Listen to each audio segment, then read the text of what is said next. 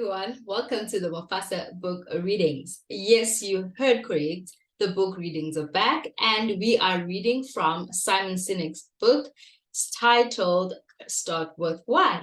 I hope you really enjoy the book, and let's get right into it. Carrots and sticks. Manipulation versus inspiration. There's barely a product or service on the market today that customers can't buy from someone else for about the same price, about the same quality, about the same level of service, and about the same features. If you truly have a first mover's advantage, it's probably lost in a matter of months. If you offer something truly novel, someone else will soon come up with something similar and maybe even better. But if you ask most businesses why their customers are their customers, most will tell you it's because of superior quality, features, price, or service.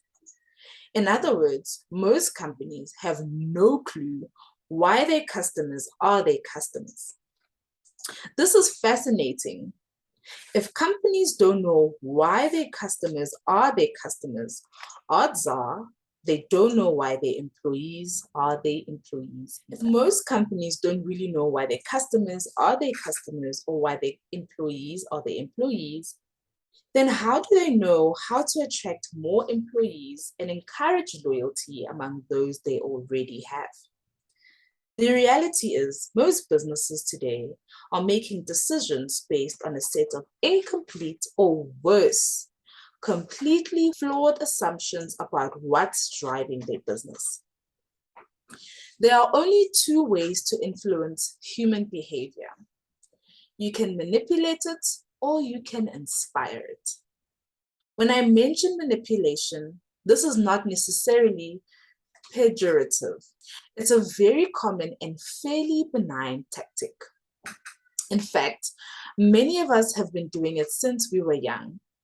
I'll be your best friend is the highly effective negotiating tactic employed by generations of children to obtain something they want from a peer.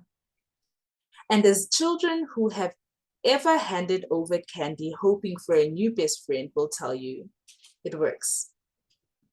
From business to politics, manipulations run rampant in all forms of sales and marketing. Typical manipulations include dropping the price, running a promotion, using fear, peer pressure, or aspirational messages, and promising innovation to influence behavior, be it a purchase, a vote, or support.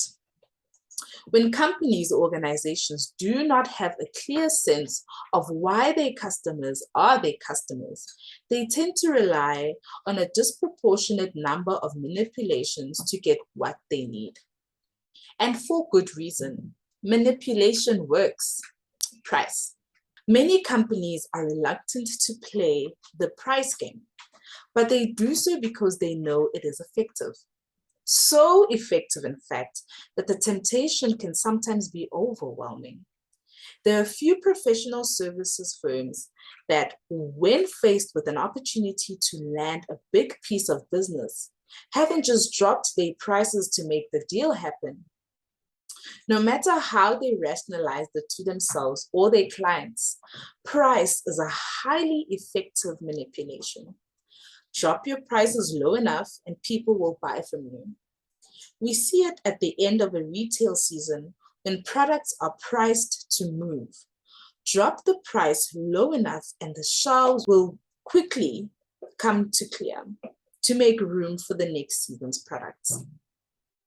Playing the price game, however, can come at a tremendous cost and can create a significant dilemma for the company. For the seller, selling based on price is like heroin. The short-term gain is fantastic, but the more you do it, the harder it becomes to kick the habit. Once buyers get used to paying a lower than average price for a product or service, it is very hard to get them to pay more. And the sellers facing overwhelming pressure to push prices lower and lower in order to compete find their margins cut slimmer and slimmer. This only drives a need to sell more to compensate. And the quickest way to do that is price again. And so the downward spiral of price addiction sets in. In the drug world, these addicts are called junkies.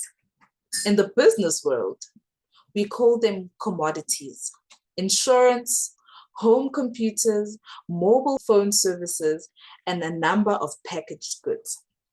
The list of commodities created by the price game goes on and on.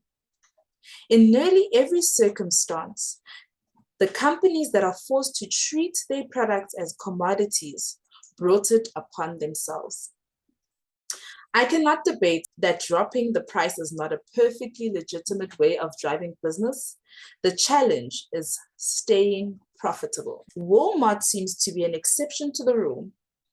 They have built a phenomenally successful business playing the price game, but it also comes at a high cost. Scale helped Walmart avoid the inherent weaknesses of a price strategy. But the company's obsession with price above all else has left it scandal-ridden and hurt its reputation. And every one of the company's scandals was born from its attempt to keep costs down so it can afford to offer such low prices. Price always costs something.